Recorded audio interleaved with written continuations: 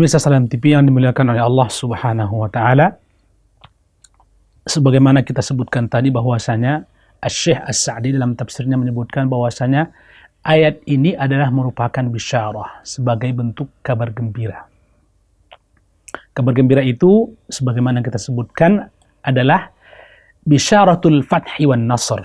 Kabar gembira berupa penaklukan kota Mekah dan kemenangan dalam peperangan itu, dan itu sudah terwujud dan terrealisasikan dan dicatat dalam sejarah yang semua manusia tidak mengingkari itu. Ya, kemudian wa amrun di rasulihi inda husuliha, dan sebuah perintah kepada Rasulullah untuk apa? Untuk mensyukurinya. Ya, kaum muslimin yang dimuliakan oleh Allah Subhanahu wa taala. Apa yang kita ambil dari poin ini? Dari poin ini dapat kita ambil bahwasanya kita kaum muslimin yang dimuliakan oleh Allah Subhanahu wa taala, ketika mendapatkan satu pertolongan, mendapatkan satu nikmat dari Allah Subhanahu wa taala, harus kita syukuri. Harus kita syukuri. Kenapa? Kalau tidak kita syukuri, maka nikmat itu akan berubah menjadi nikmah, menjadi azab.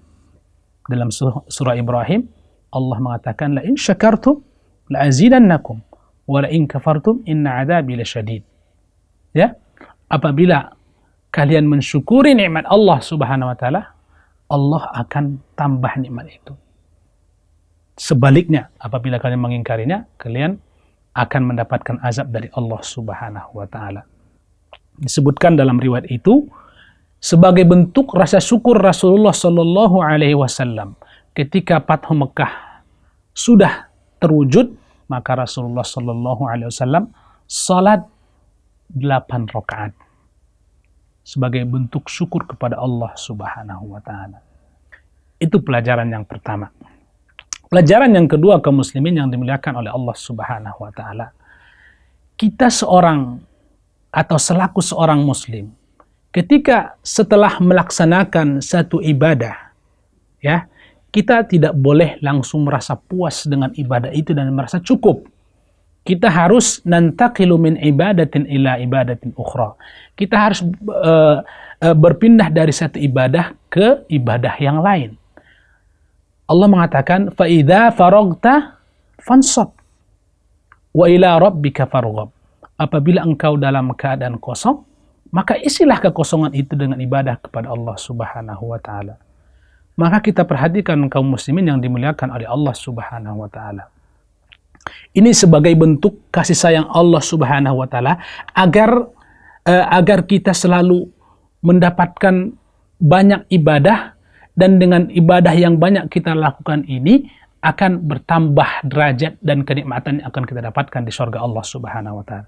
Kita perhatikan dalam segala gerak-gerik amal ibadah yang kita lakukan dalam keseharian kita, apa yang kita perhatikan ketika setelah selesai beribadah, ada ibadah yang lain kita lakukan. Sebelum sholat zuhur, ya, kita berwudu, ibadah. Setelah berwudu, kita masuk tahiyatul masjid, ibadah. Setelah tahiyatul masjid, azan, ibadah. Setelah azan, sunnah qabaliyah, ibadah. Setelah sunnah qabaliyah, salat fardu, ibadah. Setelah melaksanakan salat fardu, kita melaksanakan zikir kepada Allah Subhanahu wa taala. Ya, sebagaimana disebutkan dalam hadis bahwasanya Rasulullah SAW idan sarafa min salatihi istighfar thalathan. Rasulullah ketika setelah selesai melaksanakan salat, istighfar. Padahal di salat kita sudah melaksanakan istighfar kepada Allah Subhanahu wa taala, setelah selesai salat juga istighfar. Ya. Oleh karena itu kaum muslimin yang dimuliakan oleh Allah Subhanahu wa taala, dari melaksanakan satu ibadah kita harus berpindah ke ibadah yang lain. Oleh karena itu, orang yang mendapatkan nikmat berupa nikmat ibadah atau nikmat yang lain, maka selalu diperintahkan untuk melaksanakan ibadah yang lain. Ya, kita perhatikan. Contoh, Allah Subhanahu wa taala telah memberikan nikmat kepada seorang wanita soleh yang bernama Maryam alaihissalam. Allah mengatakan, "Wa idh qalatil malaikatu ya Maryam innallaha astafaki wa tahharaki wastafaki ala nisa'il alamin." Wahai Maryam, Allah telah memilihmu, menjadikanmu orang terpilih, ya, bahkan menjadikanmu sebagai termasuk wanita terbaik di muka bumi ini. Apa kata Allah? Ya Maryam uqnuti li rabbiki wasjudi. Wahai Maryam, tunduklah kepada Tuhanmu dan sujudlah kepada Tuhanmu. Warka'i marrakin, dan rukuklah kepada Tuhan. Ya. Kita perhatikan juga ketika Allah Subhanahu wa taala memberikan nikmat, ya, memberikan nikmat kepada Rasulullah sallallahu alaihi wasallam. Nah, ini terkait tentang mensyukuri nikmat yang kita dapatkan, ya. Seperti Rasulullah SAW mendapatkan nikmat berupa Fathu Makkah, maka beliau diperintahkan untuk bersyukur. Ini juga salah satu contoh daripada perintah untuk selalu bersyukur kepada Allah Subhanahu wa taala ketika mendapatkan nikmat. Kita perhatikan Rasulullah SAW dahulu, ya, sebelum menjadi seorang nabi adalah anak yatim, fakir, dan lain sebagainya. Apa kata Allah? Alam yajidika yatiman fa'awa. Wahai Muhammad, kamu dulu adalah seorang anak yatim. Maka Allah Subhanahu wa taala menjadikanmu orang yang terlindung, yaitu dilindungi oleh pamannya Abu Thalib. Maka di akhir ayat ini Allah Subhanahu wa taala mengatakan, "Wa amma bi ni'mati rabbika fahaddits." Oleh karena itu, terhadap nikmat Allah Subhanahu wa taala maka bertasbihlah. Ya. Kaum muslimin yang dimuliakan oleh Allah Subhanahu wa taala. Kadang nikmat itu berupa ibadah. Maka dengan selesai kita melaksanakan ibadah ini, kita juga diperintahkan untuk mensyukuri ibadah ini dengan ibadah yang lain. Kita perhatikan, setelah kita melaksanakan haji, ya, setelah melaksanakan haji, utamanya haji itulah puncaknya berwukuf di padang Arafah. Apa kata Allah Subhanahu wa taala? "Tsumma afidu min haitsu afadun nasu wastaghfirullah." Setelah melaksanakan ini semua, Allah Subhanahu wa taala memerintahkan kita untuk selalu istighfar dari ibadah kepada Allah Subhanahu wa taala. Kaum muslimin yang dimuliakan oleh Allah Subhanahu wa taala, di antara juga pelajaran dari ayat ini adalah kita selalu diperintahkan untuk beristighfar kepada Allah Subhanahu wa taala. Dan istighfar itu tidak mesti hanya dikarenakan dosa yang kita lakukan. Tetapi juga dengan ibadah yang kita lakukan itu juga kita diperintahkan untuk beristighfar kepada Allah Subhanahu wa taala. Kenapa? Karena bisa jadi ibadah yang kita lakukan itu ada unsur ujub, ada unsur kesombongan dalam jiwa kita, dan dengan hal seperti itu akan membawa dan menghilangkan amal ibadah itu. Ya, seperti kita sebutkan tadi bahwasanya Rasulullah SAW apabila setelah selesai melaksanakan salat fardu, Rasulullah beristighfar 3 kali. Dan setelah melaksanakan wukuf di Arafah tadi juga beristighfar.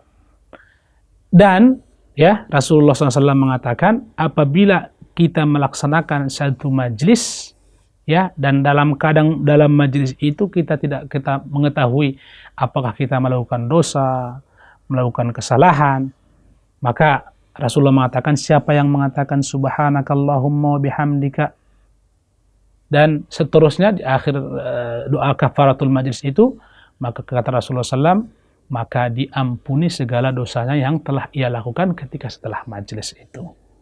Ini menunjukkan kaum muslimin yang dimuliakan oleh Allah Subhanahu wa taala, kita diperintahkan untuk selalu beristighfar. Bahkan setelah melaksanakan ibadah pun kita selalu beristighfar kepada Allah Subhanahu wa taala. Ya. Begitu juga, ya, Allah Subhanahu wa taala memerintahkan orang-orang yang telah selesai melaksanakan ibadah yang luar biasa, yaitu salat tahajud. Allah memerintahkan mereka, bahkan memuji mereka di akhir salat tahajud mereka, wal mustaghfirina bil ashar. Mereka meminta ampun kepada Allah Subhanahu wa taala. Kenapa? Karena memang dalam ayat ini Allah Subhanahu wa taala mengatakan dan memerintahkan kepada Rasulullah wastaghfirhu, dan istighfarlah kepada Allah Subhanahu wa taala. Kaum muslimin, dari dua kata-kata ini fasabbih bihamdi rabbika itu adalah kata-kata bersyukur. Jadi kita juga diperintahkan ketika melaksanakan satu ibadah, mensyukuri ibadah itu. Mendapatkan satu nikmat, mensyukuri nikmat itu. Kemudian ketika juga kita melaksanakan ibadah dan mendapatkan nikmat, kita juga diperintahkan untuk beristighfar kepada Allah Subhanahu wa taala. Wastaghfirhu. Untuk beristighfar kepada Allah Subhanahu wa taala. Kaum muslimin yang dimuliakan oleh Allah Subhanahu wa taala, ya, mungkin yang menjadi pertanyaan adalah bagaimana pula Rasulullah sallallahu alaihi wasallam? Kenapa beliau beristighfar padahal beliau adalah manusia yang sudah disucikan oleh Allah Subhanahu wa taala dari segala kesalahan, dari noda dan dosa. Dan beliau adalah manusia yang qad ghafarallahu lahu ma taqaddama min dzambihi wa ma ta'akhkhar. Allah telah mengampuni dosa baik yang akan datang dan juga dosa yang lewat. Lalu kenapa Rasulullah beristighfar? Apa tujuannya? Dikatakan oleh Al-Imam Al-Qurtubi, istighfarnya Rasulullah itu ada 3 faktor. Yang pertama adalah sebagai bentuk ta'budi, sebagai bentuk ibadah kepada Allah Subhanahu wa taala. Ya. Yang kedua adalah istighfaran li ummatihi, sebagai bentuk doa pengampunan kepada umatnya. Rasulullah sallallahu alaihi wasallam sangat sayang kepada kita. Sangat sayang kepada umatnya. Dia berharap umatnya adalah umat yang dilepaskan oleh Allah Subhanahu wa taala dari azab Allah Subhanahu wa taala. Oleh karena itu, beliau selalu meminta ampun agar dosa umatnya diampuni oleh Allah Subhanahu wa taala. Itu faktor yang kedua dikatakan oleh Imam Qurtubi. Faktor yang ketiga adalah tadhkiran li ummatihi, sebagai bentuk peringatan kepada umatnya, mengingatkan umatnya untuk selalu beristighfar. Kenapa kaum muslimin yang dimuliakan oleh Allah Subhanahu wa taala? Karena manusia itu adalah manusia yang Allah ciptakan tidak lepas dari kesalahan, kekhilafan dan dosa. Oleh karena itu, Rasulullah SAW mengingatkan kita untuk selalu beristighfar dan bertobat kepada Allah Subhanahu wa taala. Rasulullah yang sudah diampuni oleh Allah Subhanahu wa taala dosanya, ya, baik yang sudah lalu ataupun yang akan datang, beliau mengatakan, fa inni astaghfirullah wa atubu ilaihi fil yaum mi'ata marrah. Saya meminta ampun dan bertaubat kepada Allah Subhanahu wa taala dalam satu hari itu 100 kali. Jikalau Rasulullah yang sudah tidak punya dosa bertaubat dan beristighfar kepada Allah Subhanahu wa taala masih bertaubat dan beristighfar 100 kali dalam satu hari, bagaimana dengan kita yang kadang-kadang lupa? Bahkan dalam kadang satu hari itu, kadang-kadang kita hanya istighfar setelah sholat fardu saja. Di lain waktu tidak, lupa kita. Rasulullah tidak pernah lupa. Namun kenapa kita lupa? Yang tentunya kita adalah yang bali insanu ala nafsi basirah. Manusia tahu siapa dia sendiri. Manusia itu tahu siapa dirinya sendiri. Dosa yang ia lakukan itu dia sendiri tahu dan dia bisa melihat keadaan dirinya. Oleh karena itu kaum muslimin yang dimuliakan oleh Allah Subhanahu wa taala, jika Rasulullah beristighfar 100 kali, maka kita seyogianya beristighfar lebih dari itu lagi. Ya. Jika Rasulullah SAW sudah diampuni dosanya, maka kita seharusnya takut kalau Allah Subhanahu wa taala, ya, tidak mengampuni dosa-dosa kita. Kita tidak boleh merasa aman. Al-amnu min makrillah. Tidak boleh merasa aman dari makar Allah, dari azab Allah Subhanahu wa taala. Ada 2 hal yang sangat tercela. Yang pertama, al-amnu min makrillah. Yang kedua adalah al-qunut min rahmatillah. 2 hal yang sangat tercela. Yang pertama adalah merasa aman dari azab Allah Subhanahu wa taala. Yang kedua adalah berputus asa dari rahmat Allah Subhanahu wa taala. Karena kita tidak tahu apa akhir hayat kita. Adapun Rasulullah sudah dijamin ke surga. Kita belum, siapa yang menjamin? Tidak ada yang menjamin. Hari ini kita beriman kepada Allah, membaca Al-Quran, salat. Tapi siapa yang menjamin? Siapa yang menjamin besok Allah cabut keimanan itu sehingga kita mati dalam kekufuran, waliyazubillah. Kalau sudah mati dalam kekufuran, maka nanti di akhirat di neraka selama-lamanya. Bukan 1000 tahun, bukan 2000 tahun, bukan 1 juta tahun, bukan 1 triliun tahun, bahkan lebih dari itu selama-lamanya. Labisina fiha ahqaba. Mereka akan kekal di dalam neraka itu berabad-abad, tidak ada akhirnya. Oleh karena itu kaum muslimin yang dimuliakan Allah Subhanahu wa taala, kita tidak boleh merasa hebat dengan amal yang kita lakukan saat ini. Kita tidak boleh merasa hebat. Rasulullah saja diperintahkan untuk istighfar. Kita sudah hafal Al-Quran, tidak boleh merasa hebat. Kita rajin sholat tahajud, tidak boleh merasa hebat. Ya, kita sudah melaksanakan sholat, qiyamul lail, puasa dan lain sebagainya, bersedekah yang banyak, tidak boleh merasa hebat dan tidak boleh la yajuz lana an naghtar. Kita tidak boleh tertipu dengan amal kita itu sendiri. Umar bin Khattab radhiyallahu taala anhu, Abu Bakar Siddiq radhiyallahu taala anhu sudah dijamin oleh Rasulullah SAW masuk surga. Tetapi Abu Bakar mengatakan, ya laitani kuntu ta'iran la yuhasab. Seandainya aku seperti burung itu nanti di hari kiamat tidak dihisab. Abu Bakar Siddiq radhiyallahu taala anhu masih takut akan perhisapan di hari kiamat, padahal dia sudah dijamin masuk surga. Umar bin Khattab radhiyallahu taala anhu, kita tahu seperti apa beliau. Beliau adalah manusia terbaik, ya, di antara sahabat nomor 2 Khulafaur Rasyidin. Tapi di malamnya ketika baca Qur'annya, di sujudnya selalu menangis di hadapan Allah Subhanahu wa taala. Apa? Kenapa? Kenapa menangis? Takut Allah cabut keimanan yang ada dalam hatinya. Takut kalau Allah Subhanahu wa taala tidak merahmatinya. Takut kalau Allah Subhanahu wa taala tidak menyayanginya nanti di hari kiamat. Sampai Umar bin Khattab saking banyak menangis di hadapan Allah Subhanahu wa taala. Disebutkan dalam riwayat, wa innahu la khutta fi khaddayhi khuttatun sauda min atharil buka. Sampai ya di pipinya membekas 2 garis hitam dikarenakan ya takutnya kepada Allah Subhanahu wa taala. Jika mereka seperti itu, ya, Abu Bakar Siddiq, Umar bin Khattab, manusia yang paling dicintai Rasulullah SAW, mertua Rasulullah SAW. Bagaimana dengan kita? Tidak ada yang menjamin kita. Oleh karena itu dikatakan oleh Al-Imam Al-Qurtubi, tazkiran li ummati, sebagai bentuk peringatan kepada umatnya yang lalai dari istighfar kepada Allah Subhanahu wa taala untuk selalu beristighfar. Kaum muslimin yang dimuliakan oleh Allah Subhanahu wa taala, Al-Qadiyat mengatakan, kenapa Rasulullah beristighfar? Beliau mengatakan tawadhu'uhu. Rasulullah itu bentuk tawadhu. Subhanallah, Rasulullah yang sudah dijamin masuk surga, manusia paling dicintai oleh Allah, bahkan makhluk paling mulia di jagat bumi ini, masih tawadhu. Rendah hati terhadap amal yang ia lakukan. Lalu kita tidak boleh sombong. Sebesar amal apapun amal, kita tidak boleh sombong. Rasulullah saja tawadhu. Wa ta'atuhu, dan dia taat kepada Allah Subhanahu wa taala.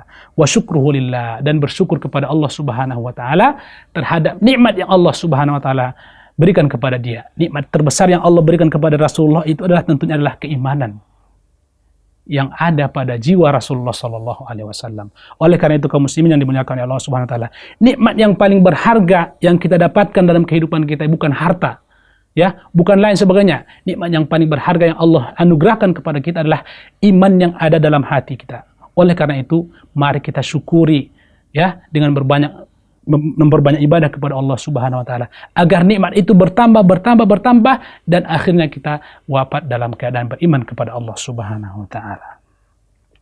Kaum muslimin yang dimuliakan oleh Allah Subhanahu wa taala, semoga ya surat An-Nasr ini mengingatkan kita kembali, ya, untuk bersyukur kepada Allah Subhanahu wa taala dan juga untuk beristighfar kepada Allah Subhanahu wa taala. Yang terakhir, ya, disebutkan dalam sebuah riwayat bahwasanya Ibnu Abbas pernah bergabung dengan para senior sahabat, yang mana para senior inilah merupakan orang-orang yang pernah mengikuti perang Badar. Kemudian ya, mereka bertanya kepada Umar, "Wahai Umar, kenapa engkau memasukkan Ibnu Abbas walana abana'u misluhu?" Padahal dia adalah orang masih kecil. Apa kata Ibnu Abbas? Dia mentafsirkan dan memahami bahwasanya surat inilah merupakan bentuk dari dekatnya ajal Rasulullah sallallahu alaihi wasallam. Maksudnya adalah surat inilah merupakan sebagai isyarat bahwasanya Rasulullah sallallahu alaihi wasallam sudah dekat ajalnya karena kenapa? Karena ketika pertolongan Allah sudah datang dan kemenangan sudah tiba, berarti sudah selesai tugas Rasulullah sallallahu alaihi wasallam. Kaum muslimin yang dimuliakan oleh Allah Subhanahu wa taala, tak terasa waktu telah membatasi kita. Kita ucapkan subhanakallah bihamdik asyhadu an la ilaha illa anta astaghfiruka wa atubu ilaik. Assalamualaikum warahmatullahi